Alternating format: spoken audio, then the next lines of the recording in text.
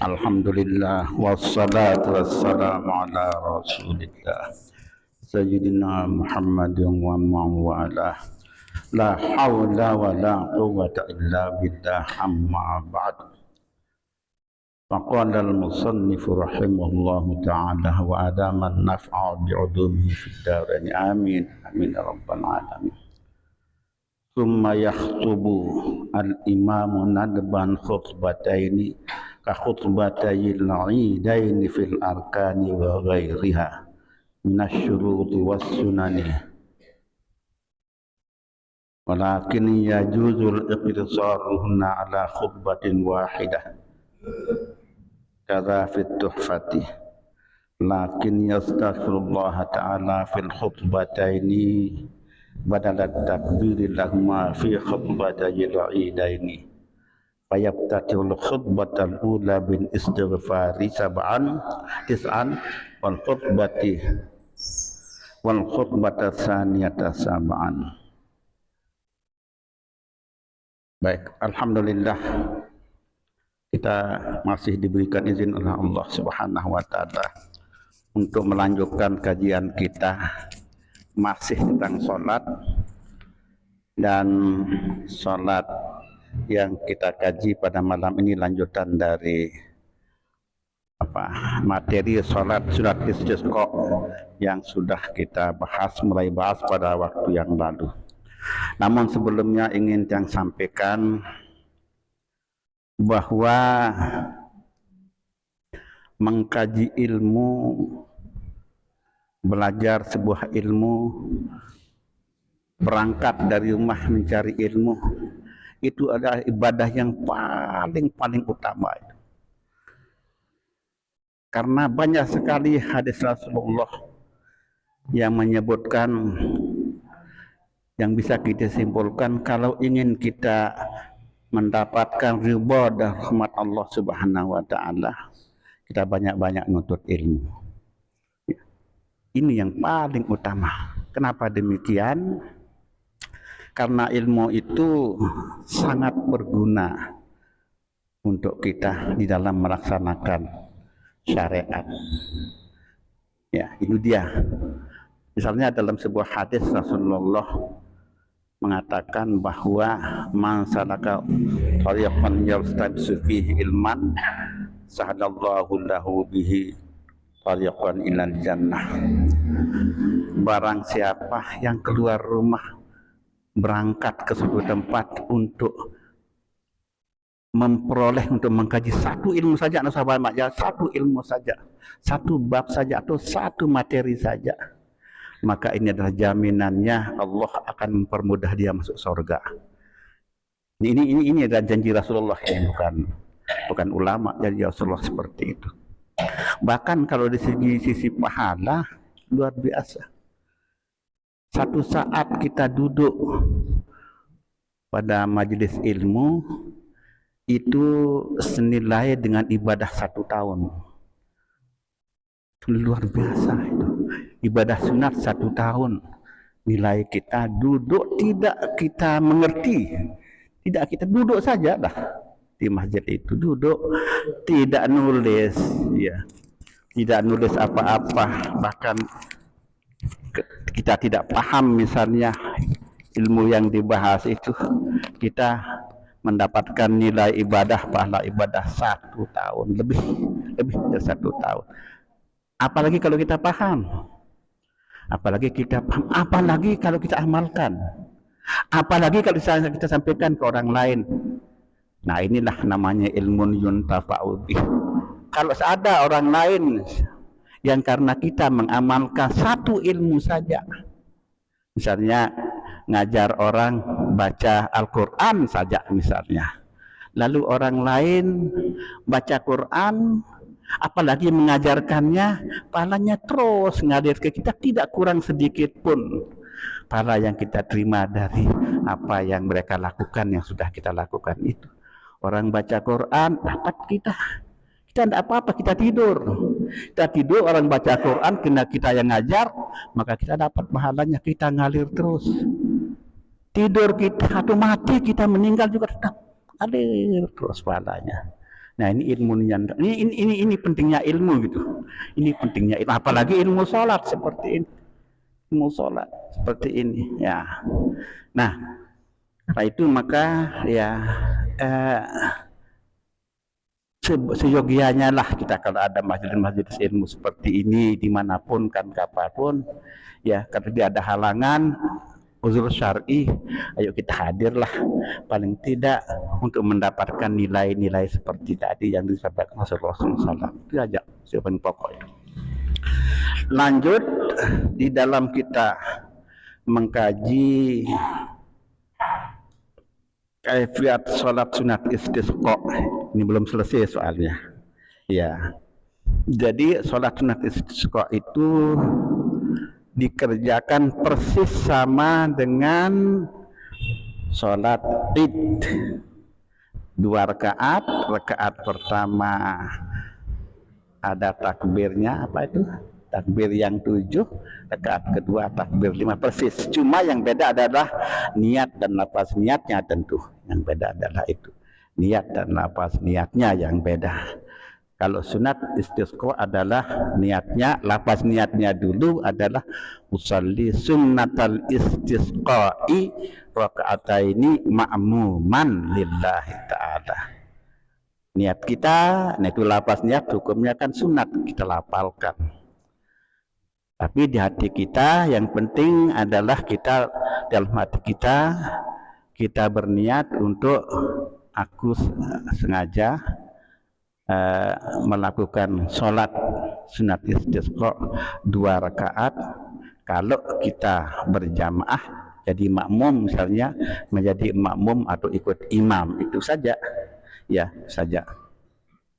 Nah setelah selesai ya sholat sunat istisqa, dan seperti yang sudah kita ketahui, sholat sunat istisqa ini adalah hukumnya sunat muakkad. Yang muakkad ginilah ya, kita seyogianya jangan sampai kita tinggalkannya sunat muakkad ya, termasuk sholat sunat rawatib yang muakkad terutama, jangan sampai kita tinggalkanlah yang itu, sepanjang kita tidak ada halangan yang sifatnya syar'i ya, yang diizinkan oleh syara', termasuk melaksanakan sholat berjamaah. Itu dia, kepanjang tidak ada uzur syar'i, seyogianya lah kita laksanakan sholat fardu yang 5 waktu secara berjamaah.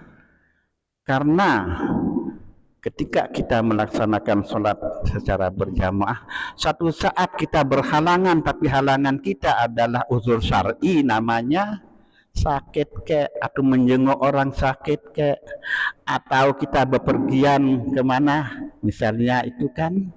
Tapi daripada kita nanti ketinggalan pesawat misalnya, subuh itu misalnya tidak sempat kita berjamaah, Allahu Akbar di rumah saja, karena kalau nanti kita berjamaah kan bisa telat, kita bisa tidak terkejar pesawat. Itu namanya uzur syar'i, itu masuk uzur syar'i. Ada beberapa belas itu uzur syar'i itu. Dan Rasulullah mengatakan, kalau karena uzur syar'i kita tidak dapat melaksanakan sesuatu sunnah Rasul seperti sholat berjamaah itu, maka sholat kita sendiri itu direkeng berjamaah gitu, dihitung kita berjamaah, sholat berjamaah gitu. Jadi enggak kita sempat seperti tadi, oh kalau saya mau sholat berjamaah ke masjid nanti ketinggalan pesawat saya jam 6, harus sudah di sana gitu kan. Di rumah kita sholat sendirian, apalagi berjamaah sama istri misalnya, sendirian aja kita cepat-cepat Allahu Akbar, syukur rukunnya, itu sudah dihitung berjamaah kita. Karena uzur syar'i tadi, atau sakit misalnya. Ya ini luar biasanya itu. Ketika kita melakukan syariat seperti itu dan ada halangan-halangan sifatnya syar'iyah, uzur syar'i, tidak masalah ya, tidak masalah. Nah karena itu maka untuk sholat sunat istisqa ini sama, ketika ada yang mengajak kita ya, kita keluar untuk melaksanakan ini. Dan karena ini jarang sekali dilakukan, bahkan mungkin ada yang belum pernah sama sekali melakukan di antara kita, ya, sholat ini paling tidak kita punya ilmu lah. Meskipun ilmu kita tidak terlalu banyak untuk sholat, karena lumayan banyak ilmunya di sini. Tapi paling tidak kita tahu bahwa pelaksanaan sholat sunat istisqa itu adalah proses karena sholat sunat id. Yang 2 rakaat, rakaat pertama 7 takbir, rakaat kedua 5 takbirnya. Itu dia. Dan setelah itu, ya, dan perlu kita tahu bahwa tadi kayak sholat id pelaksanaannya cuman waktunya ini. Waktu memang waktu yang afdal adalah waktu kayak sholat id, mulai dari setelah terbit matahari sampai dengan waktu zuhur. Itu yang afdal, tapi boleh dikerjakan kapan saja, bahkan waktu malam boleh. Kapan saja dikerjakan boleh. Sholat sunat istisqa ini, mau sore, mau setelah asar, mau setelah apa saja, ya, boleh saja dikerjakan. Itu bedanya dengan sholat sunat id. Mau siang, mau sore, mau malam bahkan tidak masalah. Itu bedanya. Nah, kalau dari sisi kaifiatnya sama. Bedanya tadi dari sisi waktunya. Nah, kemudian, ya, ayat yang dibaca yang afdal ini afdal, ya. Kalau sisi ayatnya pada dasarnya lepas saja, apa saja boleh, tidak masalah. Cuma kalau mau afdal, nah gimana kalau mau afdal ini? Kalau mau afdal di sini disebutkan bahwa jadi surat ayat yang dibaca atau surat yang dibaca wa yaqra'u fil ula qaf, surat qaf.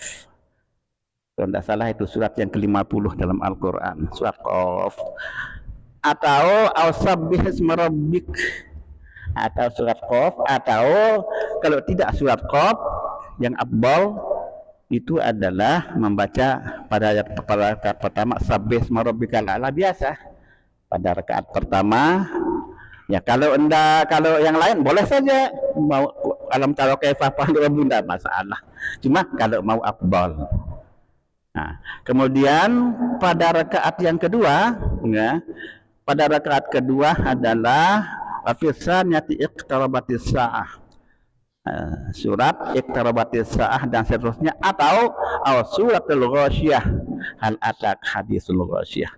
Nah, ternyata surat ini Sabbihis pada rakaat pertama dan al-ghasyiyah pada rakaat kedua itu banyak disarankan, ya, hukumnya afdal untuk sholat-sholat yang lain, termasuk sholat id, termasuk sholat-sholat yang seperti sholat gerhana dan sebagainya, banyak dianjurkan yang masuk afdal seperti itu, ya. Tapi pada prinsipnya boleh apa saja, boleh surat apa saja, tidak masalah. Oleh sisi bolehnya ini kalau kita kejar mau yang afdal. Kemudian yang berikutnya adalah summa yakhtubu al-imamu nadban khutbataini ka khutbatayil idain. Nah, setelah selesai kemudian imam, ya, sebagiannya imam sendiri yang menjadi khatib. Ya, kalau ya itu yang afdal, imam jadi khatib langsung. Jadi karena itu yang jadi imam yang afdal adalah penguasa, ya, Pak Lurah, kayak Pak Camat, kayak Pak Bupati, kayak gitu.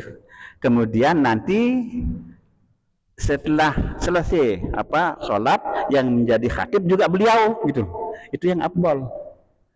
Nah, tetapi khutbah ini hukumnya nadban, sunat hukumnya. Nggak khutbah bagaimana? Nggak apa-apa, nggak masalah. Ya, tidak masalah, tidak pakai khutbah, tidak apa-apa, ya. Tetapi sunat hukumnya berkhutbah. Khutbah khutbah untuk sholat sunat istisqa ini. Bedanya adalah dengan sholat khutbah termasuk sholat khutbah Jumat misalnya, di sini ya juzul iqtisar, lakin yajuz huna ala khutbatin wahidah. Khutbah di sini ini, ya, boleh satu khutbah, satu aja, bukan kalau Jumat kan dua. Kalau surat istisqa ini boleh satu khutbah, afdalnya dua khutbah, khutbah pertama, khutbah kedua. Tapi kalau mau satu, ya satu aja, nggak apa salah, boleh. Ya, beda dengan sholat khutbah Jumat yang harus 2 khutbah. Kemudian di dalam khutbah di sini disebutkan bahwa lakin yastaghfirullah ta'ala fil khutbataini badala takbirillahumma fi khutbatil idain. Kemudian ya, di dalam khutbah itu oleh khatib yang notabene khatib adalah imam, adalah juga penguasa sekaligus ya. Di dalam khutbahnya banyak-banyak khatib itu beristighfar. Jadi menggantikan takbir seperti sholat pada sholat id.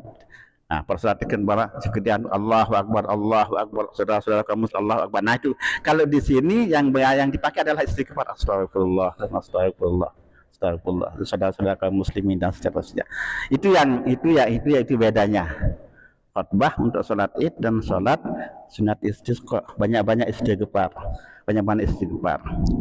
Bahkan di sini disebutkan fayattatul khutbatal ula bil istighfari tis'an wal khutbatas tsaniyata sab'an. Nah, karena itu maka khatib untuk khutbah pertama istighfarnya 9 kali. Kalau sholat id kan takbirnya 9 kali, Allahu Akbar, seterusnya 9 kali. Justru kalau khutbah istisqa ya, khutbah istisqa yang ya itu adalah 9 kali istighfar pada khutbah pertama, astagfirullahalazim, astagfirullahalazim. Dan di sini disebutkan bahwa yang afdal sagat istighfar, lapas istighfar itu untuk pada sholat khutbah sholat istisqa ini adalah yang biasa itu ya, istighfarnya ada astagfirullah yang lengkap, maksudnya astagfirullahalazim alladzi la ilaha illa huwal hayyul qayyum atubu ilaih. Itu istighfar yang lengkap seyogianya ya, sebaiknya afdalnya. Ketika misalnya istighfar yang 9 kali misalnya agak panjang sih sedikit ya, astagfirullahalazim alladzi la ilaha illa huwal hayyul qayyum atubu ilaih, astagfirullahalazim banyak-banyak 9 kali pada khutbah pertama. Bahkan di sini disebutkan bahwa wa yusannu an yaqula ba'da dzalika taubata 'abdin zalimin li nafsi la yamliku dharran wa la naf'an wa la mautan wa la hayatan wa la nusyura. Nah, bahkan sunat ini tambah sunat lagi kalau dilanjutkan istighfarnya dengan apa? Astaghfirullahalazim alladzi la ilaha illa huwal hayyul qayyum atubu ilaih. Taubata 'abdin zalimin la yamliku nafsihi dharran wa la naf'an wa la mautan wa la hayatan wa la nusyura. Ya. Ya bila-bila sekedar, tapi enggak juga enggak apa-apa. Tidak apa-apa, itu sudah nanti sampai batu bila sudah ya. Tapi kalau mau lebih abal lagi ya, tambah dengan tabat abdul zalimin la yamliku dharran dan seterusnya ya. Dan ini tambahan ini seyogianya juga walaupun kita setelah sholat biasa ya, dianjurkan untuk pakai tambahan ini ketika kita istighfar. Tabat abdul zalimin la yamliku nafsihi dharran wa la naf'an wa la mautan wa la hayatan wa la nusyura. Nah, itu tambahannya. Kalau jangan hanya mengandalkan astagfirullah enggak apa-apa sih. Cuman yang mau yang lebih bagus, yang lebih afdal lah. Ya astagfirullahalazim alladzi la ilaha illa huwal hayyul qayyum atubu ilaih. Setelah salat ini salat yang biasa ya. Jadi tidak apa-apa astagfirullahalazim 3 kali. Nah, tidak apa-apa itu, tapi akan alangkah baiknya, lebih baiknya kalau kita tambah dengan yang tadi itu, astagfirullahalazim alladzi la ilaha illa huwal hayyul qayyum atubu ilaih. 3 kali astagfirullahalazim alladzi la ilaha illa. Kadang-kadang mungkin karena keburu atau apa, mungkin atau memang karena kadang-kadang malas. Ada yang enggak ada Kadang-kadang ada orang yang tidak ada kegiatan apa-apa setelah selesai itu, kenapa keburu sekali rasanya, astagfirullah. Kadang-kadang udah sampai segitu-gitu aja gitu loh. Ya, jadi istighfar astagfirullahaladzim. Kadang-kadang tidak dilanjutkan ke zikir, tasbih, tahmid dan takbir kan, kadang-kadang enggak, sudah wow, assalamualaikum dan assalamualaikum nah kadang seperti itu kadang-kadang ya. Nah inilah ujian kita, apalagi di akhir zaman seperti ini. Ujian-ujian semacam ini akan luar biasa di kita itu. Ujian supaya kita tidak terlalu serius di dalam kita melaksanakan sunnah Rasul seperti itu. Ini ujian namanya. Ujian sebenarnya tidak ada yang mau dikejar juga, tidak ada. Tidak ada mau dikerjakan yang penting-penting lalu kan, tidak ada. Kadang-kadang itu orang pun assalamualaikum, wah sudah wassalam, berangkat ya. Kadang-kadang itu ujian. Itulah ujian akhir zaman seperti itu. Nah tapi karena ingat kalau kita ini ujian, nah sabar atas ujian ini di akhir zaman itu kita dituntut untuk itu ya. Rasulullah mengatakan bahwa orang yang sabar di akhir zaman dalam melaksanakan ibadah itu memang susah, berat, kayak orang menggenggam bara api. Kayak orang menggenggam bara api berat. Rasulullah seperti itu mengatakan. Ya kalau mau yang berat-berat, kalau yang mau berat, ya kita tahanlah. Kita sabarlah dalam melaksanakan ya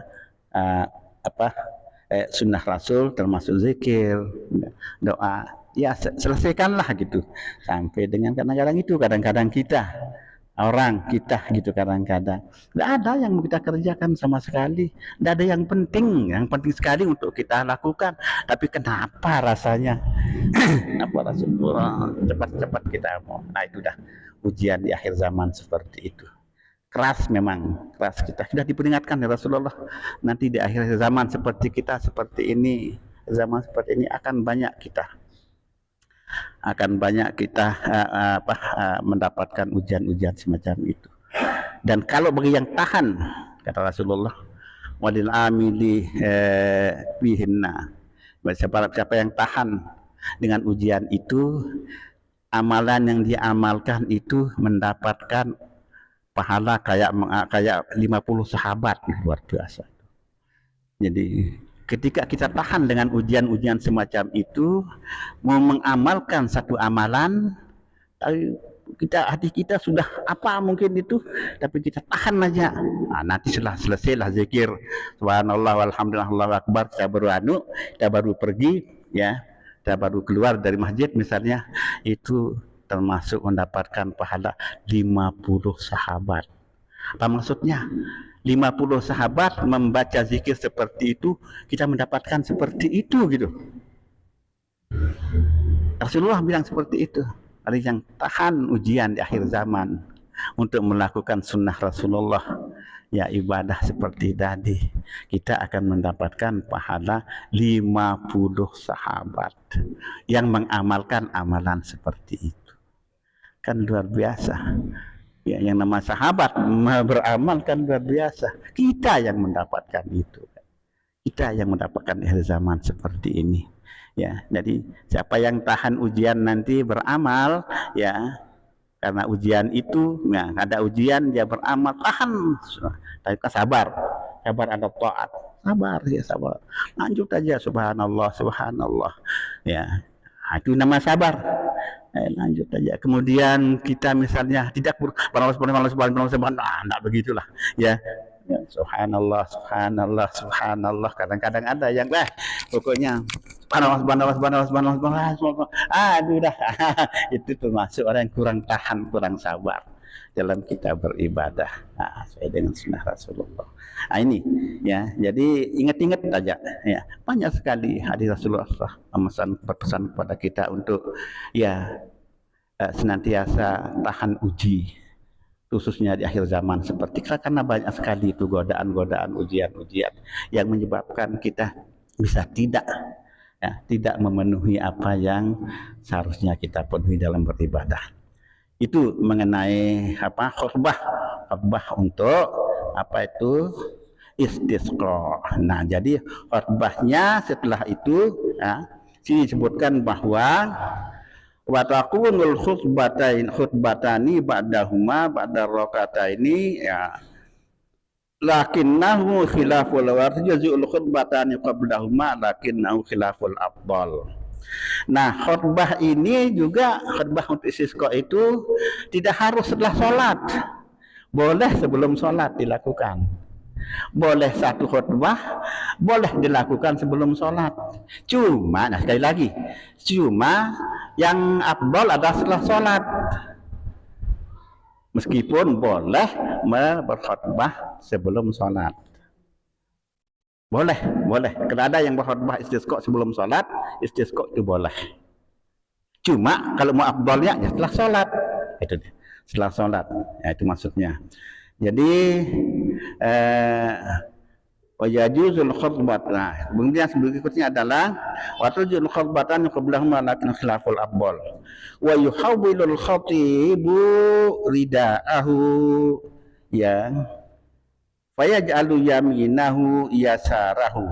Nah, kemudian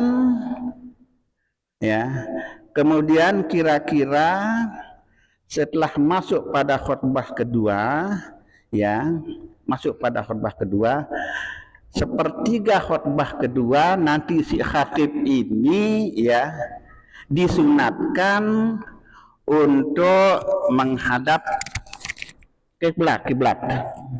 Jadi tadi semula kan menghadap jamaah ke sana. Hadap jamaah ke sana. Kira-kira pas sepertiga khutbah kedua, yang lanjut apa yang akan dilakukan nanti adalah membaca doa, berdoa. Ketika mau berdoa pada khutbah kedua, kira-kira sepertiga dari khutbah kedua dia balik hadapnya ke kiblat, membelakangi jamaah. Apa yang dilakukan ketika itu? Nah ini dia. Di sini dikatakan bahwa watakun hubatani wa yuhawilul khatibu ridaahu. Nah, miqdar sulusil khutbati tsaniyati fayaj'alu yaminahu yasarahu. Nah, kemudian wayaj'alu allahu asfalahu. Kemudian khatib ini tadi lihat yang setiap peserta jamaah yang melaksanakan salat istisqa ini ya disunatkan untuk pakai selendang atau sorban. Pakai sorban atau selendang. Selendangnya digini aja. Ini seperti kayak pelungut, dikelak begini terus diginikan di belakang. Dikalongin, bukan dikalongin apa namanya itu. Di sini dikelak sini gitu. Ini ya terus begitu kan. Nah, sebabnya sunatnya begitu semua, baik imam, khatib maupun jamaah ya, khususnya yang laki, jamaah yang laki itu pakai selendang, pakai sorban yang sebaiknya lagi adalah yang bentuknya persegi empat ya, dipakai gitu, dikelap, coba belum kelap gitu, selendang. Ya enggak benar. Nah, sampai semuanya dikelap. Iya begitu nggih. Sudah dikelap. Nah, ini sudah. Nah nanti begitu. Ini sudah terkelap semuanya?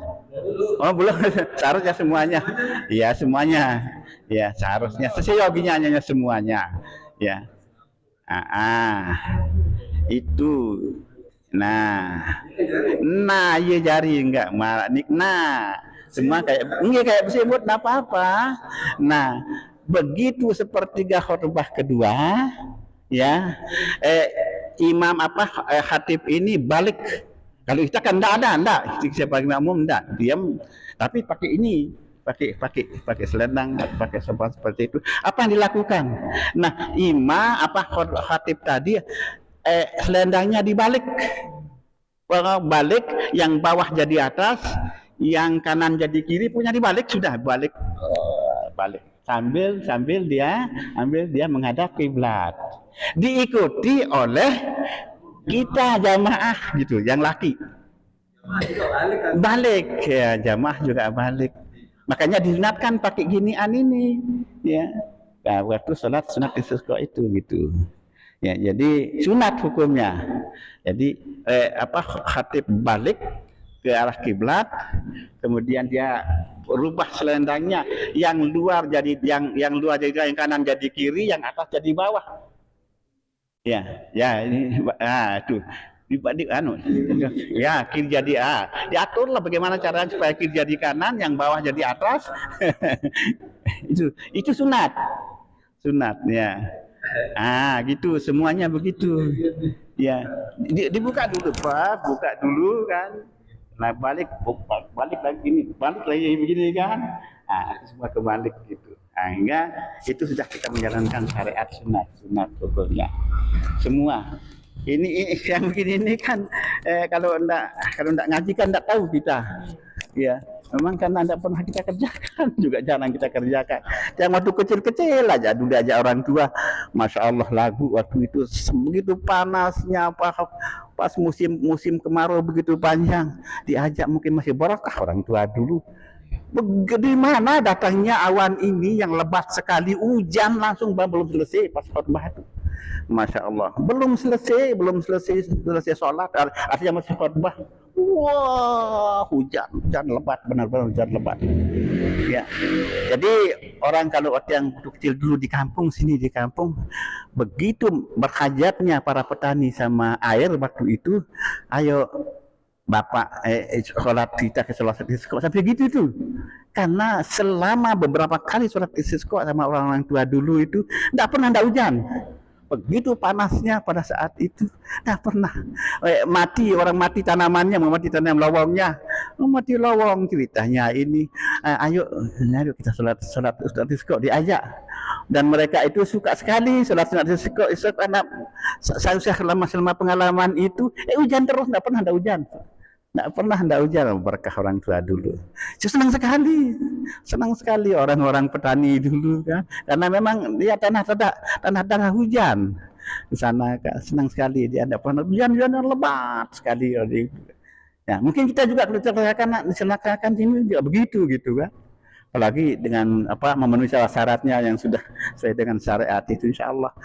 Nah itu dia. Jadi begitu setelah selesai, jadi kemudian di sini wa yuhawwiluna sadiyatahum misla tahwilul khatib wa yuksiru li imam fil khutbataini minad du'a bil ma'sur. Nah kemudian imam nanti setelah balik itu banyak-banyak berdoa. Doa pakai doa yang maksud, doa yang diajarkan baginda Rasul sallallahu alaihi wasallam. Itu banyak sekali yang khusus mengenai salat istisqa. Kita diajarkan untuk membaca, khususnya ini khatib ini, membaca doa-doa yang maksud yang diajarkan baginda Rasulullah sallallahu alaihi wasallam. Dan itu banyak itu doa itu. Banyak sekali di sini, Allahumma anta amartana bi du'aika, dan seterusnya banyak sekali ya. Jadi fa'ajibna lahu fa kama wa'atana, fa'ajibna kama wa'atana. Amin dan seterusnya, banyak sekali doanya itu. Nanti khusus nanti kita ini ada khusus nanti, karena kalau kita sekarang ada hafal juga kan ya. Itu banyak doa yang diajarkan Rasulullah khusus untuk salat istisqa ini dan doa maksud. Karena itu maka doa yang kita pakai ketika ada doa maksud kita utamakan. Kalau setiap ada anjuran berdoa, ada doa maksud, doa yang diajarkan termasuk selesai salat atau kapan saja momennya, tapi itu ada doa maksud katanya, itu kita utamakan itu ya. Baru setelah doa-doa itu setelah yang lain-lain baru doa. Makanya saya cuma mencatat ada satu doa yang kebetulan yang buka kitabnya ada doa khusus yang maksur yang dibaca setelah salat witir, doa maksur yang ditemukan di sebuah kitab. Doanya ya bisa dibaca, ini bisa di. Nah ini dia sudah fotokopi beberapa, enggak banyak. Nah ini bisa dibagikan khusus untuk ya. Ya nanti di copy. Ya nanti di copy ya, coba diajarkan dulu, dikasih ya satu-satu dulu sebanunya atas dia. Ada berapa mungkin itu berapa lembar. Nah, ini doa maksur yang dibaca setelah sholat witir, setelah sunat witir, setelah sholat sunat witir di Ramadan, di luar Ramadan, atau di Ramadan sholat witir. Nah, makanya kalau ada doa maksur begini yang kita utamakan. Ini ajaran Rasulullah. Kita senantiasa yang utamakan doa-doa yang maksur. Ya. Doa maksur ini yang dapatkan dari kitab At-Taqriyatus Sadidah fil Masailil Mutfidah hal apa juzul jilid pertama. Enggak sih Pak, enggak sih panjang kalau sudah biasa. Ya, cuma ini ada zikirnya juga ini. Mungkin bisa diperhatikan. Doanya adalah begitu selesai doa sholat witir, kita langsung aja berdoa atau wirid dengan Subhanal Malikil Quddus 3 kali. Subhanal Malikil Quddus, Subhanal Malikil Quddus, Subuhun Quddus, Rabbul Malaikati Warruh. Nah, 1 kali. Jallal tas samawati wal arba bil azamati wal jabarut wa ta'azzazta bil qudrati wa qahartal ibada bil maut. Allahumma inni a'udzu biridhaka min sakhatika. Atau kita sama-sama ya? Bismillahirrahmanirrahim. Pelan-pelan. Subhanal Malikil Quddus, Subhanal Malikil Quddus, Subhanal Malikil Quddus, Subuhun Quddus, Rabbul Malaikati Warruh, Jallal tas samawati wal arda bil azamati wal jabarut wa ta'azzazta bil qudrati wa qahartal ibada bil maut. Allahumma inni a'udzu biridhaka min sakhatika wa bi mu'afatika min uqubatika wa bika minka la nuhsi sanaan alaika anta kama asnaita ala nafsik. A'udzu billahi minasy syaithanir rajim. Bismillahirrahmanirrahim. Wa dhannuni idh dhahaba ghabiban fa dhanna an lan naqdira alaihi fanada fi dhulumati alla ilaha illa anta subhanaka inni kuntu minadh dhalimin.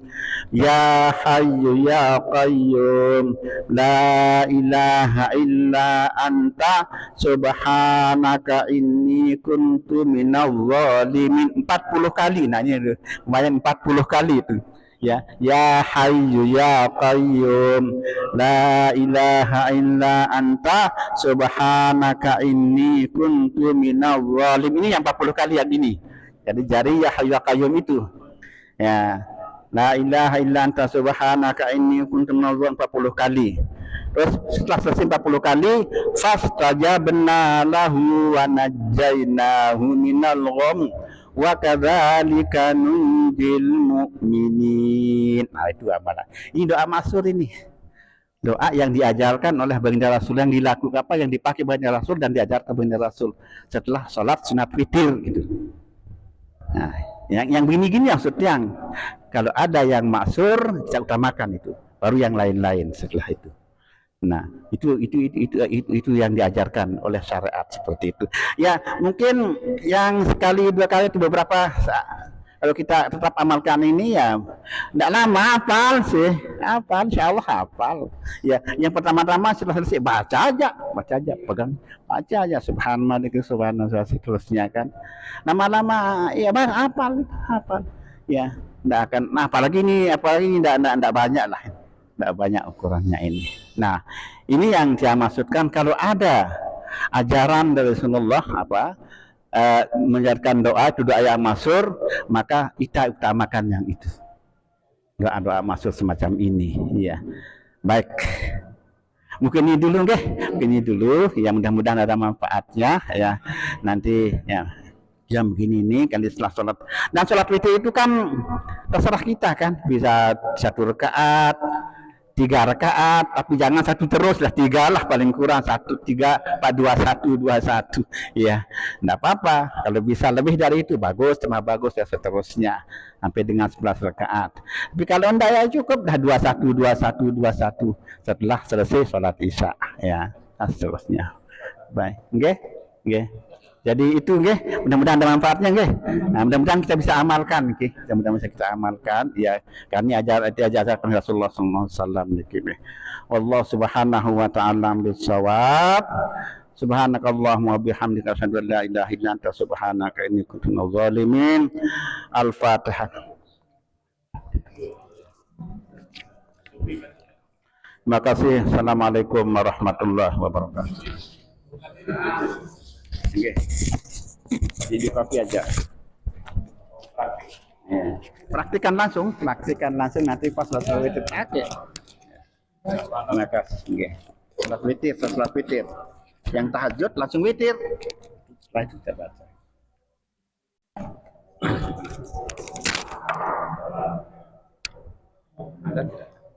Oh,